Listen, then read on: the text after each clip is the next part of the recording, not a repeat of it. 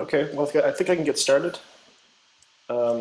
So my name is Andrew Wiseman. I'm a professor at the George Washington University. I teach GIS and cartography and things like that. And I'm going to talk about how to validate missing maps and hot tasks and YouthMapper's tasks on OpenStreetMap. Basically, validating is kind of the second step. Volunteers, start to map whatever the project requires, buildings or roads or whatever the issues are. And then the validators are the folks who double check that data. So they go in afterwards, make sure that things are tagged properly, things are in the right place, nothing is missing, and all the instructions are followed and things like that. There's kind of a few main things to look for.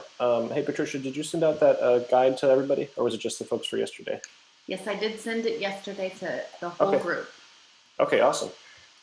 So we sent out the guide, and you can check it out after we talk today. There's a lot more sort of details in there, but it talks about what to look for, things to do, and things like that.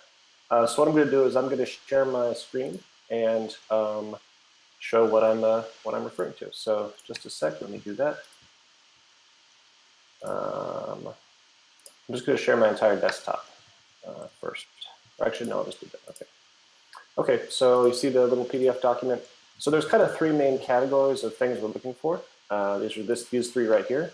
We're looking for geographic errors. Are things in the right place? Are things overlapping each other that shouldn't be overlapping? Does a building cross a road, for example? Is a road attached to a building? Stuff like that. Are there tagging errors? So things like a tag is misspelled, like instead of building equals yes, it says building equals Q, or so building equals Y, ESSS, or something like that. And then are things just tagged wrong? You know, instead of highway equals unclassified, it says highway equals, I think this is the highway, or something like that. Or just missing tags. And then is the data complete? Are all the buildings there that should be there, all the roads that should be there? Is everything complete according to the requirements that HOT has asked for, or the Missing Maps organization, or the YouthMappers organization has asked for? Usually that'll be something like, please map all the buildings in this area, or please map all the roads in this area, or something like that.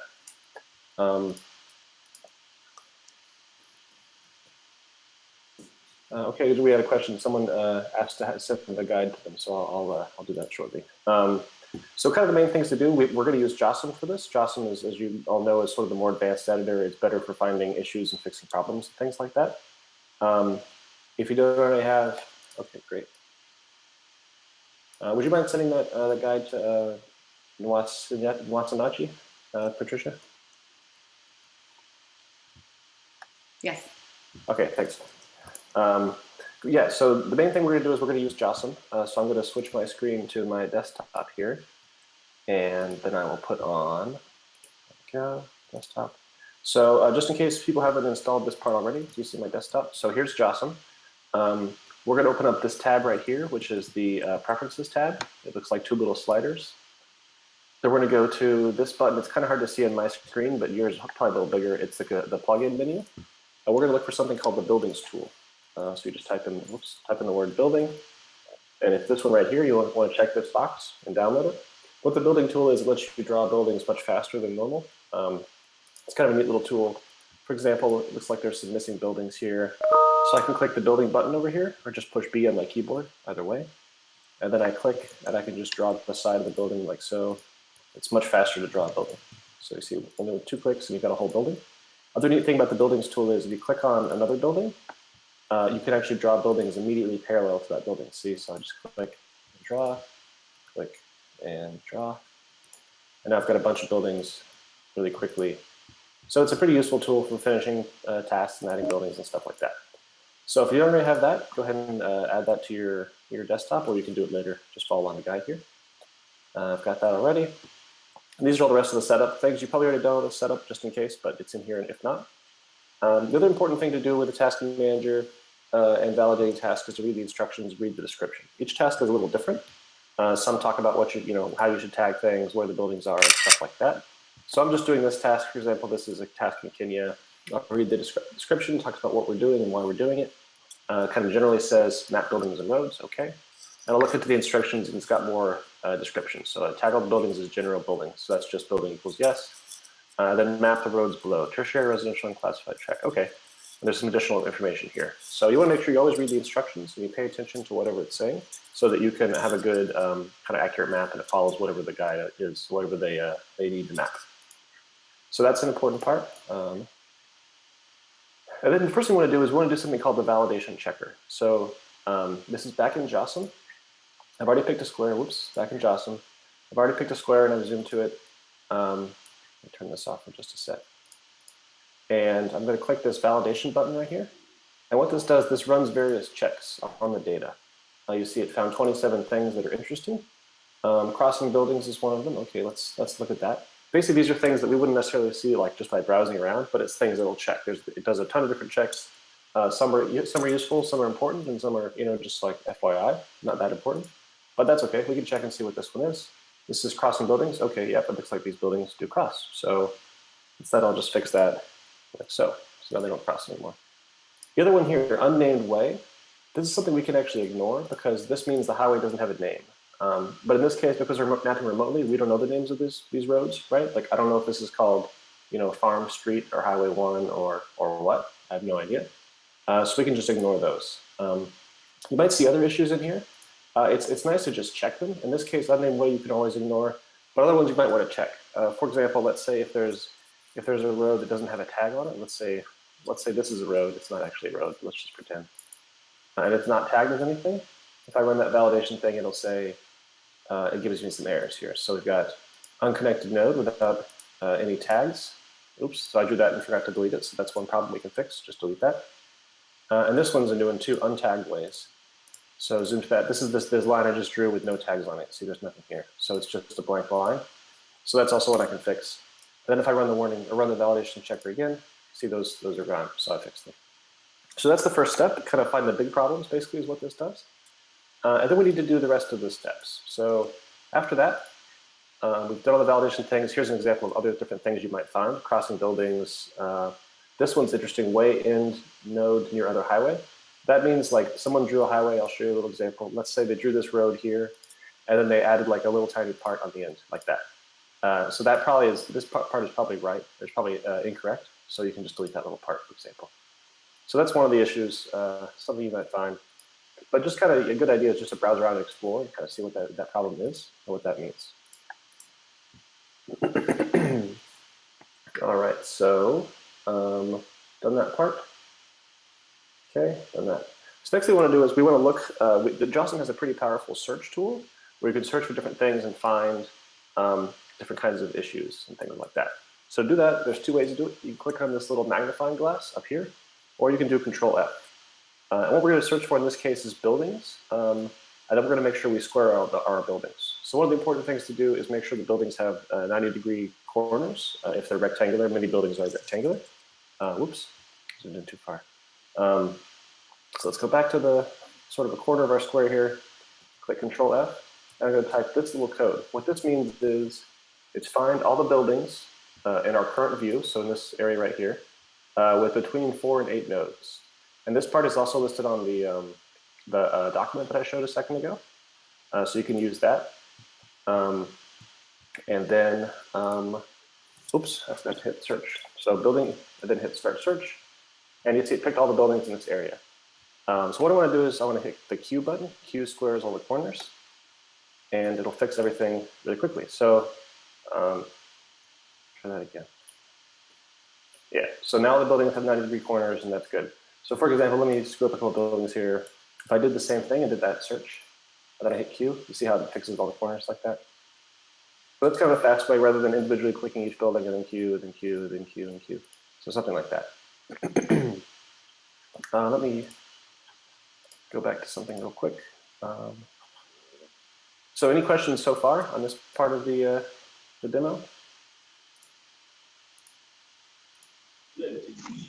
No questions.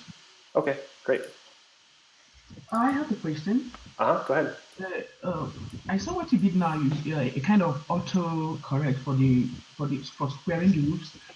There are some cases where the roofs are not in square, or it needs to be maybe rectangle and square combined together.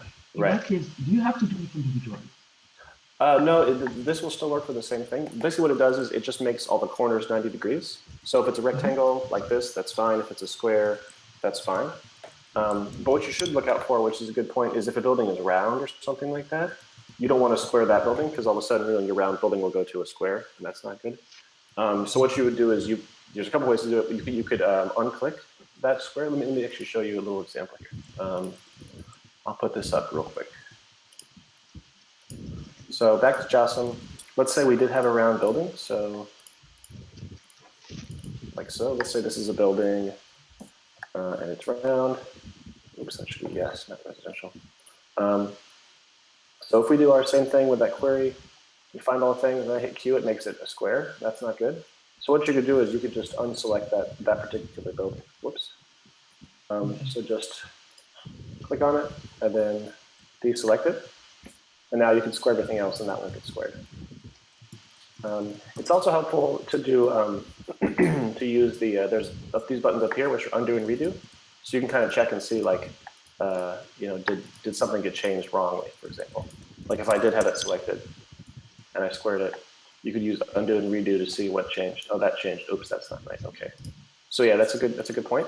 That's why it's nice to do it to kind of like an area where you can see everything. If you do the entire square, you might miss some of those issues because it's hard to see these little bitty buildings.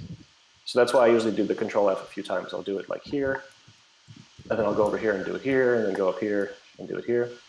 So you cover the whole square, but also get everything sort of correct. Okay, thank you. Sure, yeah, that's a good question. Okay, well, I'll go on to the next section. So we've already squared our buildings. That's great. And I guess you're right. Square is not probably the right term. It's make the corners square because the buildings themselves might be rectangular or L-shaped or something like that. We also want to fix the roads if it's a roads task. We basically do the same kind of thing here. We could use this little thing, highway equals name equals. This will find all the highways that have names. So why this is a problem is because a lot of times, like I mentioned, we're not going to know what these names are.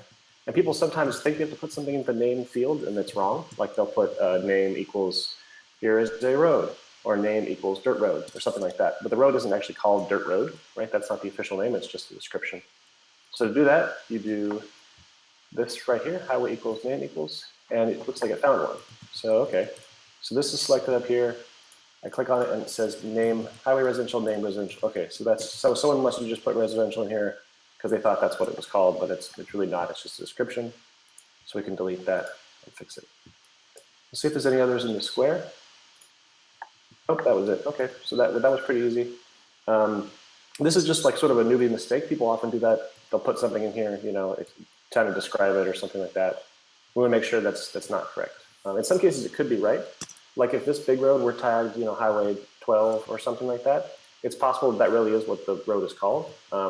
Bigger roads usually do have names, but these smaller, tiny ones, like we're not going to know what those names are, unless you're from that area. So it's just kind of something else to look for. Make sure there's not incorrect information in there. Kind of a good rule of thumb is if it appears that it's correct, like, this says Highway 12 or some road that looks like somebody had some local knowledge to add, then that's okay. Something else to look for, which I don't actually see in this square, which is good, is that a lot of times people will attach buildings to each other and attach buildings to roads and stuff like that. So we just want to kind of look around and make sure nothing is attached because it's not correct. In this case, looks like everything's okay. I don't see any buildings that are attached to roads, so that's something else to look out for. And then we want to do kind of like an easy sort of check is to just basically look for completeness. Is to sort of zoom in kind of close like I'm right now and just start to pan around and see if there's anything that's missing or incorrect. So in this case, it looks like here's a missing building, for example. I'll add that missing building. Looks like this building is a little bit off, right? It looks like it's kind of off center, so I'll move it on to where it should be. Looks like all the buildings are there. And basically just kind of start panning around and see what you're missing. Okay, here's a little building that's missing. These look like little buildings, kind of hard to tell, but I think it's a building. That looks like a building. And you see I'm using the building tool, whoops, and it's just much quicker than using the regular, click, click, click, click, click to do buildings. There's one. So just kind of keep panning around. There's a bunch of little buildings down here. And I'm going to do like I did before where I have it selected. You see I can draw a bunch of buildings really quickly, so it's much faster.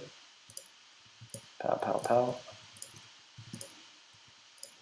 There's a little one. Looks like the roads are pretty accurate in this case, so that's good. So basically I'm just going to keep panning around and see what I'm missing. Here's a little building that's missing too. Got that one. Oh, here's one over here. So this is kind of the next step. And this will also help you find other errors as well. Like, oh, here's a building that's not squared, for example, so I can square that one.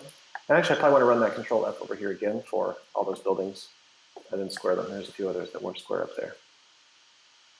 Okay, that looks good. So basically, this is sort of the next step. You just want to pan around and make sure everything is correct. Nothing is missing. Here's a missing building. Sometimes, like I mentioned, you'll see things like, let's say there's a building here, there's actually not, but people will often like connect the building to a road, like so. And that's not good. We want to fix that because these aren't really connected to each other. So the way to tell if something is connected or not is the size of the little vertex. See, this is like a little small square. This is a bigger square. That means they're joined together. To fix that, you want to click on it and then click on the G button on your keyboard. G is unglue. And now it's disconnected. So that's good. And I can, in this case, I would just move the road, but the building is fake, so I delete the building. A few more little buildings that are missing. There's one. Yeah, so just kind of keep browsing around, seeing what looks bad, what's incorrect, what's missing. This person did a pretty good job. It looks like there's mostly everything's here. A couple little buildings that are missing, but nothing major. And just kind of finish out the rest of the things. Okay. Oh, looks like these buildings aren't squares. So I'm going to run my little square tool again and square a few things. Like that. This is kind of what I would do for the rest of the square. Keep checking, keep adding things. There's still a few things that are missing. But there's also an additional step we can do that'll help us find errors more easily. So there's something called paint styles. A paint style is basically a way to change how the data looks. This is the default, you know, where everything is different color and things like that. Oh yeah, something I forgot to check for is make sure that roads are connected too. In this case, they are connected, but a lot of times folks will draw a road that will just do like that, and they're not actually connected to each other. So you'll make sure you do connect them. This actually looks like a road that was missing as well. So like a little path or something. I'm gonna call that a track. So we've got our track mapped. Now I want to drag it over, whoops, drag the end over and connect it with the J. So now they're joined together. You see there's that big square there, so that means they're connected. So now I've got a little road. So yeah, back to paint styles. This is the next section in the menu here. So a paint style, like I mentioned, is basically a way to show certain things you want to show. You can highlight whatever you want to highlight. We've developed a special paint style for validating, so it looks for errors that are kind of hard to see if you're just browsing around. But it's a pretty neat little tool. So to do that, we want to go to the window up here, the Windows menu, and pick Map Paint Styles. So it turns on this little window over here. It says Map Paint Styles. And normally you just see these three. These are the defaults. This is a regular one that we see all the time. The wireframe view is just everything is outlined. That's it. We don't actually need that. And potlatch is something we're not going to use, so we can skip that one. We want to add some new ones, though. These ones I've already added, but you can click on this little button right here. It looks like the preferences. And click on the plus sign. And then you want to paste, excuse me. You want to put a name in here. So in this case, I've already got one called something similar, but I'll call it YouthMapper's validation style. And in the preview, or in our document, we have this little URL to use. So this is something the Missing Maps project hosts, which is a little URL to use. I'll add that in there. Then it shows up YouthMapper's validation style. I'll just delete these ones because I don't need these other ones here. And turn it on. And so now if we turn it on, you see things have changed colors, right? If I turn it off, stuff goes back to normal, but there are a few things that are highlighted. The colors are different and stuff like that. So let's see what those are. So in this case, let's browse in orange. Okay, this says building equals house. Remember in the description, the instructions to the task, we were looking for building as general buildings, right? So that's just building equals yes. So that's what that found. So in that case, we want to change this to building equals yes instead of, and now it changes back to normal colors. You see this a lot where people think that like they'll call everything a house, but really we don't know what this is, right? We don't know if this is a church or a school or a shop or a clinic or what, right? It could be anything. Here's something else that's highlighted. This is a yellow building. So yellow means all these things are actually listed in the document too, what each color means. So yellow means the building has a name, and the name is building. So that's not right? This building isn't called building. It's probably just a description, so we can delete that. And there's a few other things that I'll find. Oh, here's something down here, this little red triangle. The red triangle means a building is connected to something. In this case, it looks like a building is connected to a building. It looks like it actually is maybe correct. So we can leave that the way it is. But like if this building, for example, were connected to that building, which is incorrect, we want to fix that. So we can do like this and just drag that square, oops, like so. and fix those, and then push Q again to square them. So it looks for a few different things. It finds buildings that have names. It finds buildings that aren't tagged as building, which is the one we saw before. Roads that are named, which actually we saw that one before. Remember that? We did that search. We found that one up here. So let's say, for example, if this had a name and the name were just like residential, see that gets highlighted as well. So it finds a bunch of different things, potential problems that we can fix pretty easily. Things that would be a little bit more difficult to see if we were just browsing around. There's different kinds of triangles as well. And a couple of examples of that. So let's say I've gone through this entire square, I've finished everything. In this case, I haven't because there's still some missing stuff.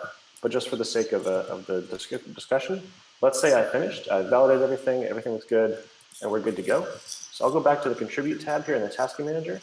And sort of one of the important things of validating, one of it is to check the data, make sure things are accurate and correct and stuff like that.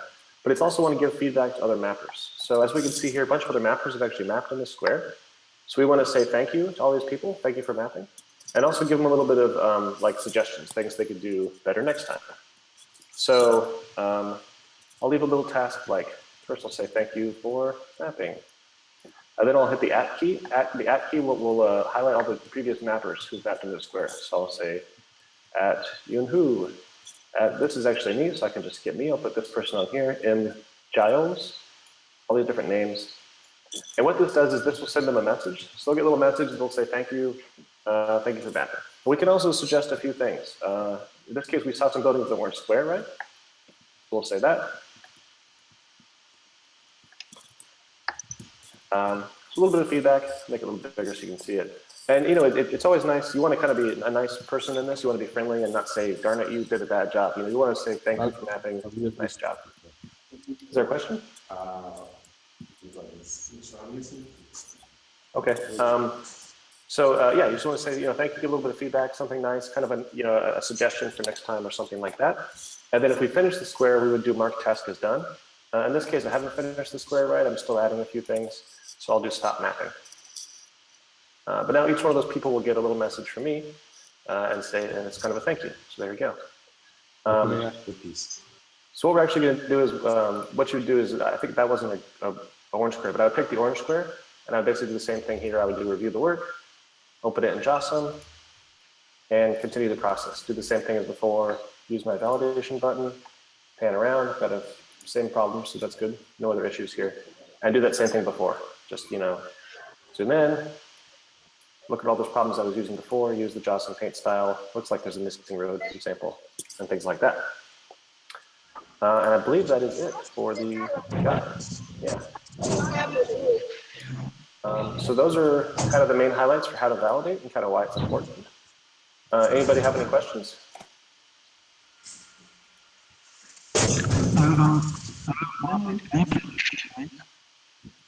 What's that? I don't have any questions, no. Okay, great. Cool. And also, I didn't mention before, but thank you all for joining. It's validating is a really important part of missing maps in a YouthMappers project, but often there aren't as many validators. And since you all are kind of already expert mappers, which is great, we're really happy you're here. We're happy you're interested in validating. It really helps a lot. The humanitarian groups that use this data and the local organizations and things like that, they want to make sure they have good, accurate data, and that's kind of what we're doing today. So thank you for one. Anybody else have any other questions? No questions from my end. Okay, great.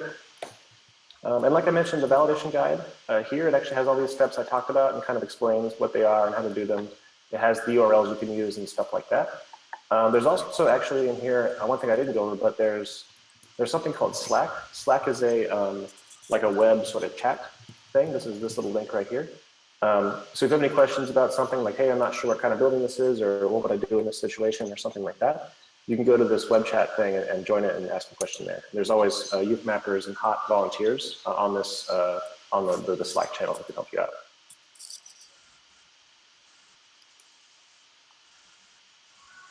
Great. Okay, great. Anything to add, Patricia? I think that's everything for me. Yeah, I think this is really great, and I just wanted to also say a big thank you to Andrew for putting together this guide that's really very helpful, and also just spending his time and working through what are some of the best tips on validating, how we can get everybody started. And to each and every one of you, like you said, it's super important that we have a very good quality with our work. We're really interested in making sure that when we see the YouthMapper hashtag and the users see that, that they say, oh, good, this is going to be a great task. It's going to be very well mapped and, few errors and, very well done. We want that reputation, and you all are going to really help us get there. So we're so pleased and proud that you would like to take this role on. Just to say a little bit, a word about this for the future, we'd like to give you some time to, learn more and play around with this. And I think Andrew's been willing to be the person to ask some technical questions if you're validating and you're still kind of wondering if you're doing it right, or you come across a problem you haven't seen before. Yeah, I don't know if you want to do that by email, Andrew, or however you want them to contact you. We're also thinking about setting up a validators forum so you can exchange with each other and maybe get that, connection going with each other while you're serving with this role. So look out for that. I'll be sending some information maybe next week to see how we can take the next step in getting everybody operating. But in the meantime, please give it a shot. I'm sure there's plenty of tasks out there to validate. The ones that we have right now on our project webpage need a lot of validation. So, please don't feel shy to keep going. I guess I do want to ask really quickly, because we do have a little bit of time, if you would just let us know what, if any, validation have you been doing so far, and what has been your biggest challenge so far to doing more validation?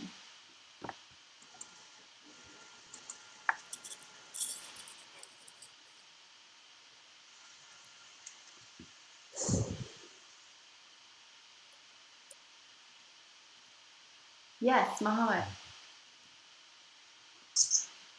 Actually, I didn't. I just came in. I was doing something, but I just finished something. So it's like get a start of everything. But for now, because of the work that we are doing, actually the validating. Personally, I haven't started, but I've been doing one or two. I haven't started mainly on it. But I think I will start with that when the competition is over. Actually, I can't tell whether I've experienced like that kind of difficulty about validation. But one thing is that it's like the number of us, we are few, and the taxi over there is more than, so it's like a few people going for a large distance. So if the other chapters, members from other chapters can join the validators so that we can quickly validate the work that we have done. I think that one would be great.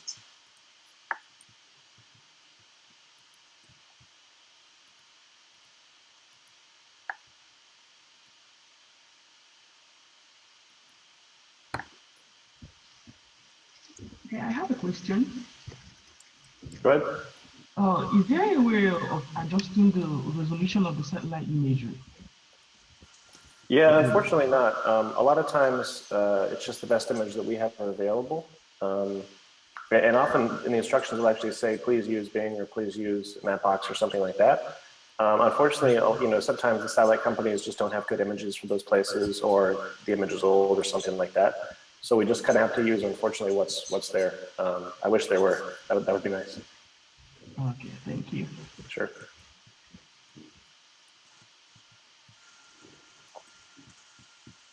Yeah, one thing you often will notice while validating is if somebody has mapped before with different imagery, the buildings might be off a little bit, like offset a little. And that's something you could also fix too, because the instructions would generally say, like, please use Mapbox or something like that, or please use Bing, or if it doesn't say anything, it just means use Bing. So you want to use the imagery that it specifies. Occasionally it'll have its own imagery, like they'll have a satellite imagery that somebody has provided them for this task. just want to make sure we use that so everything is accurate and things like that.